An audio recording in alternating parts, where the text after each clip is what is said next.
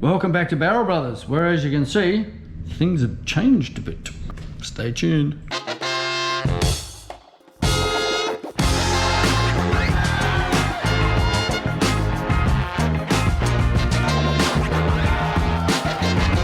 All that stuff over there is my daughter's candle company. You want good candles? Wickety Whack Candles, look them up. And bath bombs and all that sort of stuff, and red diffusers and whatnot. We're here today because of that little box there.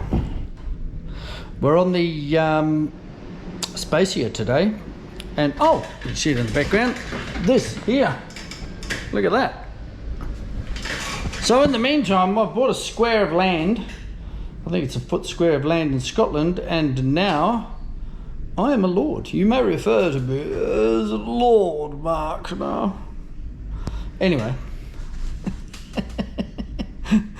This shit amuses me. So this thing here, after a bit of faffing around with the Spacia, I find that Blitz does a fair bit of cool stuff for them. This being, well, this is the thing that they had available. We want to get some other stuff too, but this is the first in a line of a few different things. Aren't you gonna keep it standard, Mark? Yeah, standard. Standard's good, but then modified is better. But we're not modifying this one to the point of being undrivable, said he. Let's see what we've got in here. Actually, I know what's in here. There she is. Blitz Power Con. Ooh, it's pink. So as one of my friends put it so nicely, Blitz page up. For all intents and purposes, I'm pretty sure this is just a plug and play sort of a deal. Okay, we've got the cord, we've got a few cable ties, we've got some double-sided tape, we have the instructions, which will all be in Japanese, as expected. So it's an interceptor type deal. I had the numbers that it actually gave us, but I misplaced them. But it gives you about, I think, 3 or 4 PS, or kilowatt, close enough, and about 5 Newton meters, which in the scheme of things, when you've got as little power as this thing, it actually makes quite a difference. And that's just reading the reviews and whatnot. So what I'm going to do, I will take some photos of this and get it translated, and we'll have a go at putting it in, eh? Pretty straightforward, I've got to say. I think we can probably track down where it's supposed to go with just the pictures. The guys are saying that, like, once you, because you sort of put your foot down a little bit, and when you first get it to use the extra power, but once you settle down and start driving it normally, you get quite a bit better fuel economy. And I've got to say, the fuel economy on this thing is insane. 27 litre tank, and I typically get about 450 Ks, like $50 to fill it up, 450 K. So I was doing like 5.2 litres per 100, or 17 to 18 kilometres per litre. I'll go onto the website. I think you can actually print these things out. So I might print it out so it's a little bigger. Hang fire. Well, you won't have to hang fire because you know what I'm trying. I'm just going to turn the camera off and then I'll turn it back on again, and no time will have passed, and it'll be just like the magic of whatever. As you can see, things have changed quite a bit in here as well. Now, I was going to wash the car, but the forecast is roughly for, if I could quote it, pissing down with rain most of the day, so I'm not going to bother. Anyway, let's see if we can figure out how this thing goes into there. From the instructions, where it plugs into is, there's the massive intercooler there. Now there's a plug down here that does the throttle and a few little pressure sensors and whatnot. Now as far as I can see, this is just a basic interceptor. So that goes in between. The throttle plugs into this one, and then this one plugs into the cable plugs into that one, and that plugs into the throttle. It intercepts and comes out to here. Now this one here normally plugs straight into that. This one's not used, and this one is looped from what I can see. I need to check that. This one here plugs into there. Now, if it throws a light, what you do is you unplug it and just plug this one into there, and everything returns to normal. So back-to-back testing is actually quite easy if you wanted to do that. You just you know, plug it all in, plug that into there, put on the dyno, do whatever, or do a 20-second quarter mile or whatever. It's probably a little bit quick, probably around 17 or something, I don't know. Surprisingly quick because of the electric motor. It gets like off the line, only weighs 900 kilos. So with the electric motor, it gets off the line like it's been shot in the backside. But yeah, so you do that and then unplug it, plug this guy in, and away you go. Power conditioner. All right, so I think it just basically gives it a bit more boost. I think the best place for it is probably, drops everything into the engine bay, just parked on top of this or down here. And that would just run, the cable ties are for just, you know, keeping the cables tidy, because that's what cable ties do, they tie. Never mind. What I'm going to do now is put the timer on and see how quickly we can install this thing. Timer starts now. Done. It's now installed.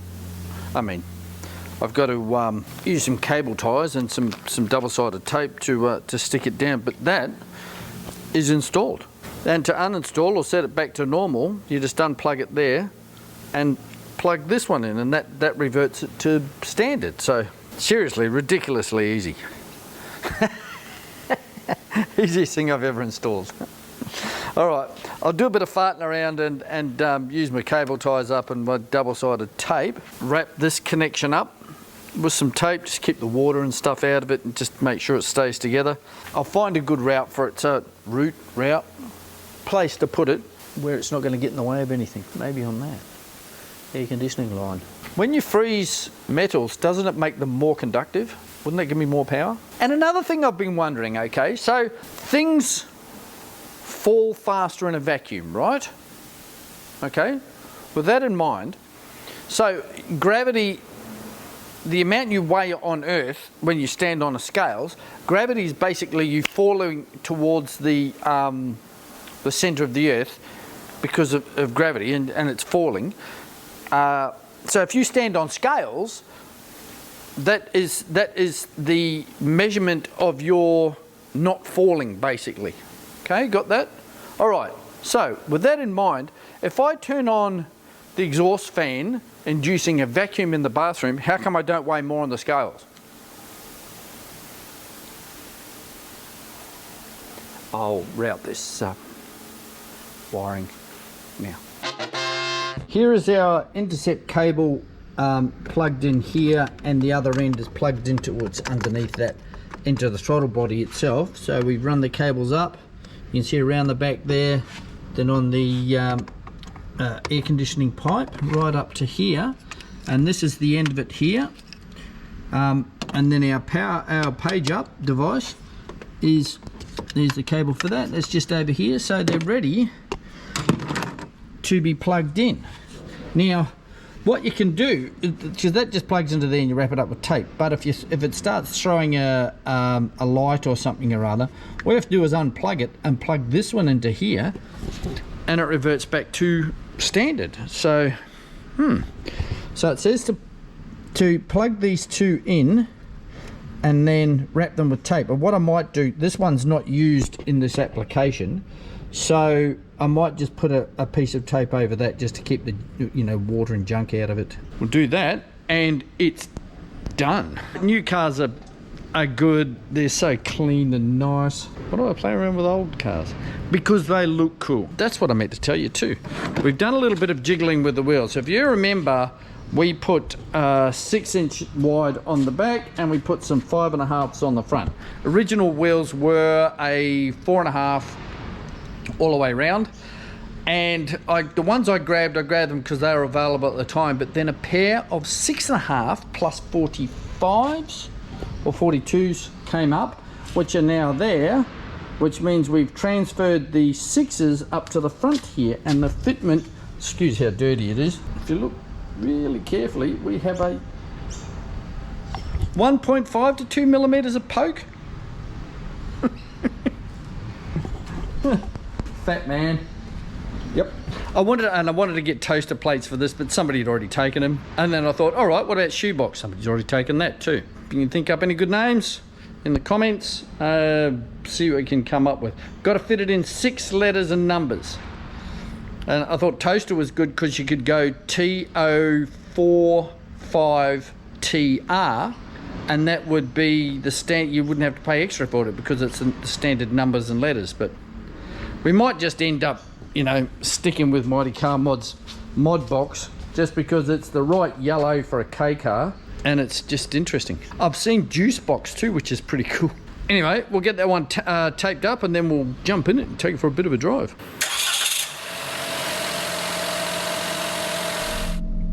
No fault codes.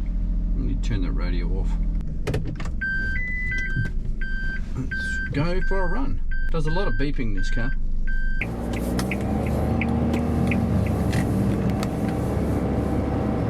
Right, hit the power button.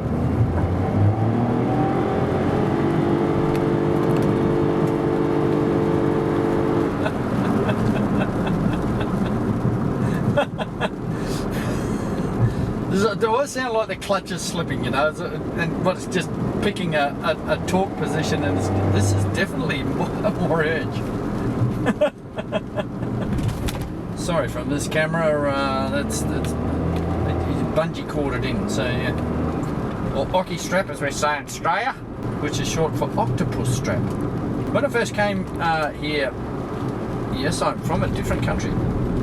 I always thought it was a hockey strap. I'm thinking, why the hell would it go? Must be the hook at the end of it. It's like a hockey stick. Yeah, I was wrong. But then again, you know, I came from New Zealand. We don't have crows over there, or ravens as they actually are. So I went to a little one-teacher school in Wedderburn, in New South Wales, and I was out in the yard. I could hear somebody calling my name, Mark, Mark. Now, any Australian would know exactly what that is. But I didn't know what it was, and I kept going, what? And it measures the stop-start in it too. I don't know if I told you last time, but... Oh yeah. That's, yeah, that is definitely got a little more urge. It's supposed to be better on fuel now. If you go back to at the start, of course, you put your foot down a bit. But, yeah, it's supposed to have better fuel economy now too, because you're not using as much throttle to get the same power. I presume it's just like wicking the boost up a bit. But yeah, that is noticeable. Power button. Power. Power.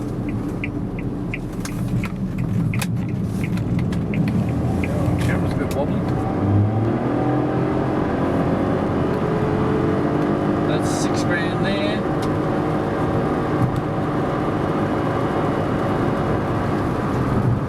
See, the tacho just pegs. CVTs are a weird thing. I always like the shot because you can see yourself in the windows over there. Okay, oh well, I'm going to call that a success. Yes.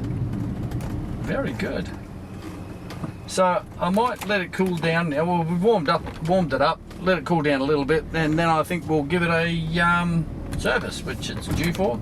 Changed the air filter already. I just need to change the oil and the oil filter. Due at 35, and we're on 35. So there you go. And what I found too is, you notice that stopped dead at the moment, like the motor's not running. So what it does is it measures how long you've stopped and how much fuel you haven't used, and it's averaging out between half a litre and about 3/4 of a litre of fuel not used. But the stop time is interesting. For every tank, it's working out to about an hour to an hour and a quarter per tank. We're just sitting there with the motor not running at the lights and at stop signs and whatever, and it stops and starts and does that sort of stuff. So yeah, but pretty impressive. Let's get it ready for a service. Sunny Truck is going to see Dave in the next week or two for a wire up, so that's just a little idea of what's coming up. But yeah, it's all good. So let's get down to facts and figures. This is the facts. You'll note that these wiggly lines here are higher up the page than those wiggly lines. See? That's how much better it is. Actually, what it converts out to is, and these are the official Blitz factory figures, the standard power in this thing is 65.2 PS, and with the Power Con, it ups it to 69 PS, so that's 3.8 PS up. That converts to 65.2 is 48 kilowatts, and that converts it up to 50.8, which is a gain of 2.8 kilowatts. Or horsepower, 64.3 horsepower to 68 horsepower. So going back to kilowatts, because that's what I understand, well, it's in horsepower, it's 3.75 horsepower improvement. Now, 2.8 kilowatt or 3.75 horsepower, you wouldn't really think that you'd notice, but you do, because it hasn't got a lot of power to start off, but it doesn't weigh much either. So it is noticeable. Now, also 4.5 Newton meters up is the official figures there.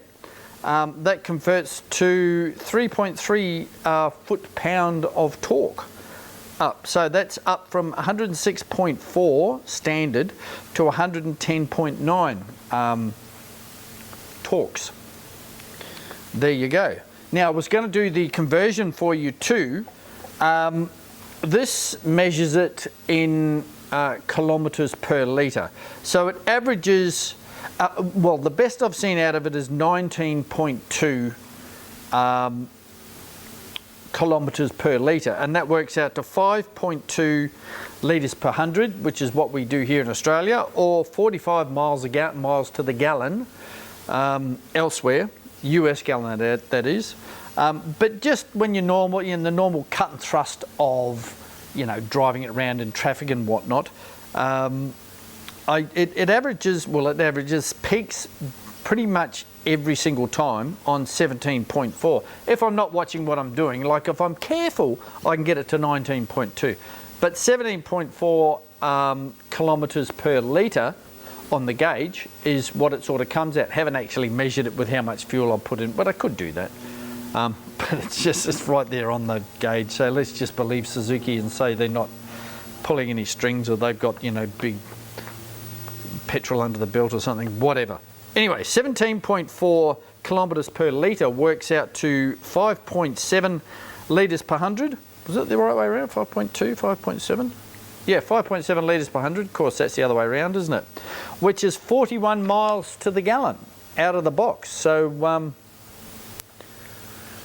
I might just, I hate having a dirty car. I know it's threatening to rain all day, but I think I might give it a wash anyway. It's cooled down a little bit now. I'm just about to give it a service. I had this tiny little oil filter for it, which I found here in Australia. It's the same as some other things, and it uses very lightweight oil, either a 0W20 or a 0W30. I'm going to go 0W30. And yeah, I quite like my little car, I've got to say. Thanks, Marty. And thank you very much for watching, and we'll see you in the next episode. I do have some other stuff on this on order, but it's going to take a little bit in the new year. It's just turned December now. All this stuff has changed around here because the day before was our last day with our unit over next door. So, you know, we had 2 months to change everything over. So of course, we had to do everything in the last day, last 2 days, get all the rest of the stuff out. So it's a little bit of a mess at the moment, needs some sorting out, but we'll fix that up over the coming weeks and months. My little area here is quite a bit smaller, but rest of the factory is punching away, and we're loading trucks and we're doing everything we need to do. We're still functioning, which is good. Still earning money, we haven't gone broke, which is good. So I'll give this a service. Thank you very much for watching again, and like and subscribe, guys. I should say that at the start. Like and subscribe, everyone like and subscribe. I don't know, but just bloody subscribe. And share it with some people. If you enjoy it, share it with some people, you know, show them what we do here. We have a bit of fun. It's not super professional, but that's how I roll. It's not my main job. My main job is running a plastics factory, but I do have hobbies, and this and the Sunny truck and my little motorbikes and the Viperchino. Whoa, Viperchino stuff. That will have actually, by the time you see this, you should have seen the Viper stuff, Viperchino, and it should be out in the road. It's hiding in the garage at the moment because the episode hasn't come out on the channel. Because every time I take it out, some bugger takes a photo of it, and I want it out on the channel first. But anyway, thank you very much for watching yet again, and we'll see you next time. Good on you guys. Look after yourselves. And while I think about it, I'll let you know in the coming weeks how we go with the fuel economy thing. See if that this little bit of extra boost bumps it up. Good on you.